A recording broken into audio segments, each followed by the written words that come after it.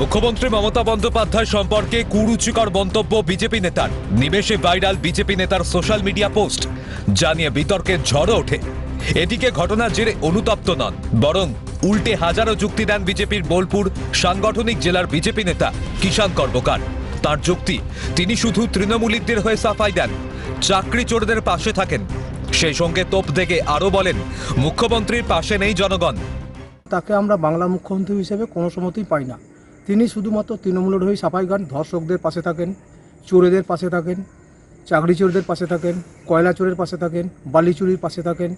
এই বিষয়ে যদি তৃণমূলের কিছু বলার থাকে তারা তাদের মতো করে বলতেই পারে, কিন্তু আমি মনে করি এই মুখ্যমন্ত্রী বাংলার মুখ্যমন্ত্রী নয়। এই মুখ্যমন্ত্রী পশ্চিমবাংলার এই মুহূর্তে বিদায়ের মুখে রয়েছে, কারণ এই মুখ্যমন্ত্রীর পাশে জনগণ নেই।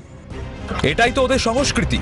যদি দেশের প্রধানমন্ত্রী নরেন্দ্র মোদী বঙ্কিমদা বলতে পারেন, তাহলে ওনার শিষ্য তো মমতা বন্দ্যোপাধ্যায়কে কুরুচিকর মন্তব্য করবেন, এটাই স্বাভাবিক। পাল্টা কটাক্ষ রাজ্যের পঞ্চায়েত ও সমবায় মন্ত্রী প্রদীপ মজুমদারের। যারা বঙ্কিমচন্দ্রকে দাদা বলে, যারা রবীন্দ্রনাথের অবদান অস্বীকার করে, তাদের সঙ্গে কি কথা বলবো?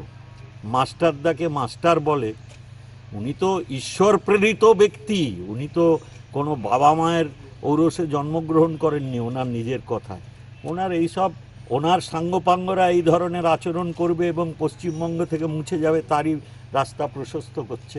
এর বাইরে কিছু বলার নেই। যদিও এই ঘটনায় তৃণমূল নেতৃত্ব থানাতে লিখিত অভিযোগটুকুও করেনি, তবে রাজনীতির আঙিনায় ভাষা দূষণের সূচনা বহু পুরনো। সেসব বেশিরভাগটাই বলার অযোগ্য, কিন্তু সে কথা শুনছে কে? আর তাদের কুকথার ভাষণ থেকে সাধারণ মানুষ যে কান বাঁচাবে, তার সাধ্যি আছে নাকি? দুর্গাপুর থেকে রাজেশ সেনগুপ্তের রিপোর্ট, ক্যালকাটা নিউজ।